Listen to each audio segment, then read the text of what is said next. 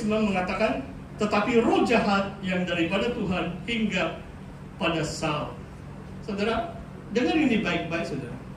Saat saudara mulai membenci orang lain atau dengki dengan orang lain, saat itu juga roh jahat dari Tuhan akan hinggap dengan saudara.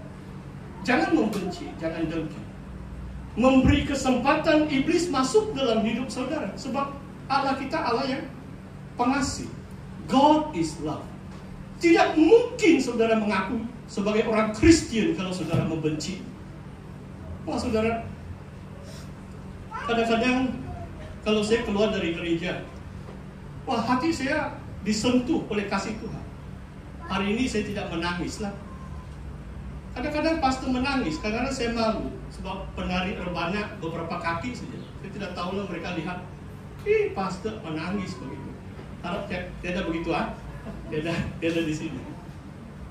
Tapi kalau hati saya dipenuhi oleh kasih Tuhan, itu merupakan kekuatan saya. Kekuatan saya untuk mengasihi Tuhan dan sesama manusia. Dapat menginjili, selalu saya jemput orang datang di gereja, selalu tanya mereka di mana-mana. Saya tidak mau membenci. Saudara boleh pilih untuk mengasihi orang lain ataupun mau iri hati, cemburu. Banyak hal boleh menimbulkan iri hati atau kedengkian dalam hati kita. Kita harus hati-hati. Tuhan telah memberi kita yang terbaik. Tidak perlu kita rasa dengki atau iri hati terhadap orang lain. Itu panggilan karunia yang Tuhan letakkan dalam hidup teman saudara. Saudara harus bersuka cita kalau dia lebih berjaya, berhasil, berkebolehan bagi kemuliaan nama Tuhan. Saudara yang ketujuh, saudara, yang ganjil kalau saudara baca ketiga bab ini, anak-anak Saul mengasihi Daud juga kan. Tidak juga disebut Daud itu terlalu handsome atau bagaimana. Yang disebut handsome adalah anaknya Absalom. Okay? Muka Daud tuh dibilang merah-merahan. Saya rasa dia bukan handsome sangat lah. Anak pertama perempuan Raja Saul mau diberikan kepada Daud menjadi istri, tidak jadi. Tetapi disebut Mikael jatuh cinta kepada Daud. Tapi bapak pakai itu hela. Oh, bagus kamu pergi kamu bunuh 100 orang Filistin, baru kamu jadi menantu. Kamu tahu apa Daud buat? 100 kan? Sap-sap sui 200 yang dia bunuh. Haleluya. Kamu tahu sap-sap sui? Sikit saja itu. Dia pelawan kagak perkasa kan? Yesus mengatakan kalau orang suruh kamu jangan satu batu, jangan satu batu saja, 2 batu kan? Inilah semangat orang percaya. Daud membunuh 200 orang Filistin menjadi menantu kepada raja. Luar biasa. Mungkin kita boleh pakai perkataan charismatic. Dia orang yang penuh karisma. Sehingga kedua anak Saul, Jonathan, lelaki, kalau perempuan, jatuh cinta kepada Daud. Jadi apa yang Bapak ini mau buat, Raja Saul pun tidak berhasil. Anak-anaknya sendiri mengasihi dan membela Daud. Haleluya. Ini ke-8. 3 lagi poin saudara. Haleluya. Ayat yang ke-20 dalam bab ini. Jadi Saul terus memburu. Dia mau membunuh Daud. Dia utus rombongan untuk, sekarang Daud sudah lari ke Samuel. Samuel itu nabi, dia sudah berusia di Ramah. Kota di Saul itu bukan jauh sangat dari Ramah. Orang katakan mungkin baru 6-7 batu. Tidak jauh. Jadi dia hantar rombongan. Samuel bersama teman-temannya disebut mereka sedang bernubuat. Mereka dipenuhi roh Allah bernubuat. Rombongan Saul sampai dekat kumpulan Nabi Samuel juga bernubuat. Mereka dipenuhi roh Tuhan hingga atas orang-orang suruhan Saul yang ada niat membunuh Daud. Saudara, apakah artinya? Saudara, Jamahan Roh Allah itu tidak mengatakan bahwa kita ini adalah orang yang rohani. Saya mau ulangi saudara. Kadang-kadang kita boleh dijamah oleh Tuhan, tidak semestinya mengatakan kita ini orang rohani. Jika rombongan Raja Saul dijamah Roh Tuhan, tetapi hati mereka jahat, mau membunuh Daud. Kalau kamu saya ada pengalaman, saya rasa Tuhan sangat baik. Mungkin 2 kali saja. Waktu saya 18 tahun, ini kemah Easter camp, seperti Paskah, Jumat ini. Kami dulu di university, bulan 4 April, dekat ini cuti Jumat Agung atau Easter, ada 1 minggu cuti, kadang-kadang ada 2 minggu cuti. Dan saya masih ingat, saya baru 18 tahun. Dan Tuhan menyatakan kuasa-Nya waktu penyertaan saya dalam Easter camp yang pertama. Ada beberapa teman serumah dengan saya beritahu, kawan, saya percaya Tuhan akan melakukan sesuatu yang ajaib. Beberapa mereka tidak percaya, sebab mungkin kalau di university sibuk lah, mau revisi. Jadi Tony ini ya, dia baru terima Tuhan, baru 1 tahun, mungkin dia masih bersemangat begitu. Apa yang berlaku saudara? Waktu pujian itu diangkat, Roh Tuhan turun, dan saya lihat 20 ini pelajar university. Separuh mereka jatuh rebah, tidak ada orang menumpang tangan. Separuh mereka rebah, itu muka ke lantai. Tidak tahu saudara pernah nampak itu atau tidak. Bukan di belakang, biasanya orang rebah belakang bahkan. Tapi jangan pura-pura rebah. Kalau pura-pura rebah, sakit kepala kamu. Kalau Tuhan yang kasih jatuh, tidak sakit. Saya lihat 5-6 orang Tuhan jatuhkan mereka muka di depan, pum, tapi tidak berdarah pun. Oke juga. Setelah setengah jam mereka bangun juga. Kuasa Tuhan itu luar biasa. Mereka dijamah Roh Kudus, saudara, seperti Samson kan. Tuhan memanggil dia, tapi di hidup dia tidak betul kan. Dia lihat perempuan di situ, dia mau. Lihat perempuan Filistin yang lain, dia mau. Player, kata orang, bukan Jackson kan. Cerita Simpson baik. Roh Tuhan bekerja luar biasa dalam Simpson, tetapi hidupnya lalai, tidak berdisiplin. Akhirnya Tuhan mengangkat roh itu, dan dia tidak berkeupayaan. Dia ditangkap, dibutakan, kemudian dia mati. Saudara, dengar ini baik-baik saudara.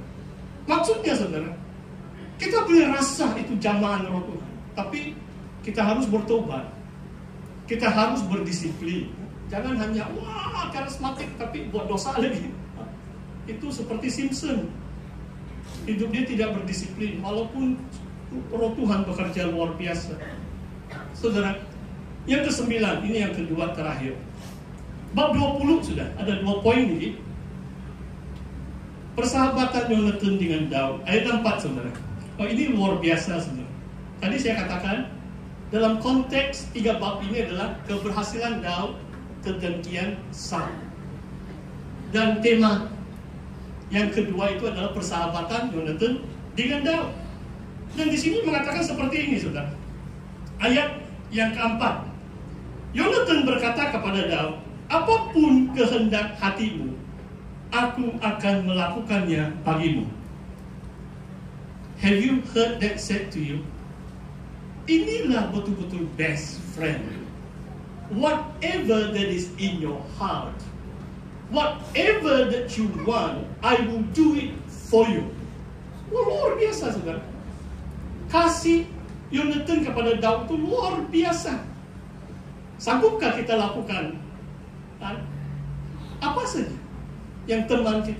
Dan kamu tahu, itulah saya katakan Daud ini mungkin karisma dia luar biasa, sebab dia urapan dia yang dipilih Tuhan. Beberapa prajurit yang melayani bersama Daud, bila Daud katakan aku haus, mereka berani menggadaikan nyawa, mengalahkan musuh untuk mengambil secawan air untuk Daud. Luar biasa kan? Mereka sanggup mati karena raja mereka. Wah, incredible. Dia dapat buat orang begitu setia kepadanya karena urapan yang Tuhan taruh dalam hidup Daud. Saudara, adakah persahabatan kita sampai tahap itu? Kita sanggup melakukan yang terbaik untuk teman kita. Saudara, yang terakhir, perpisahan Yonatan dengan Daud. Saya mau bacakan di sini, saudara. Ini saya perlu tafsir dengan baik. Nanti ada yang salah tafsir, susah juga ini. Mari kita baca 1-2 ayat yang terakhir sudah ini. Saya tidak catat dulu itu ayat. Oke, ayat 41. Ini pertemuan Yonatan dan Daud untuk kali terakhir. Dan saudara tahu Yonatan juga mati bersama ayahnya Raja Saul, peperangan setelah itu. Tapi apa yang saya mau coba katakan di sini adalah ayat 41b. Mereka bercium-ciuman dan bertangis-tangisan. Akhirnya Daud dapat menahan diri. Wah, emosi ya. Kalau ini best friend, ini lelaki dengan lelaki. Tapi jangan salah tafsir ya. Ini persahabatan yang suci, yang murni. So, dunia sekarang semakin jahat. Dulu, waktu saya remaja tingkatan 1 dan 2, kalau kami pergi main bola sepak atau basketball, pasti sudah saksikan dulu. Kalau kami pegang bahu kawan, kadang-kadang pegang tangan nih. Sekarang kamu berani gak pegang tangan best friend kamu? Mungkin tidak berani sudah kan? Orang sangka itu gay gak itu? Oh, ini dunia semakin jahat. Saudara, ini budaya Timur Tengah. Paulus memberitahu kepada jemaat di Korintus, berilah cuman yang kudus, bukan cuman yang tidak kudus. Maksudnya mungkin bila mereka, kita ini salam saja kan, mungkin mereka peluk. Kamu tahu kan negara Arab di Timur Tengah, cium pipi kiri kanan kadang-kadang sampai 3 kali kan, lebih kurang begitulah itu. Mereka bercium-ciuman dan menangis, penuh emosi. Kedua sahabat yang baik ini, saudara, jangan kita menutup hati kita. Kadang-kadang kita ini emotionless, tidak ada emosi. Bagaimana kita mengasihi Tuhan kalau tidak ada emosi? Begini saja. Orang lompat tidak mau lompat, orang menari tidak mau menari, orang tepuk tangan tidak mau tepuk tangan. Hitam muka masuk gereja, hitam muka keluar gereja. Biarlah Roh Kudus menjamah hati kita. Ada tempat dan masanya kita boleh mencurahkan emosi kita. Pertama-tama kepada Tuhan dan kepada sahabat kita. Saudara, demikian 10 perkara yang saya mau kongsikan dengan saudara. Semoga pendengaran firman Tuhan menjadi berkat bagi saudara.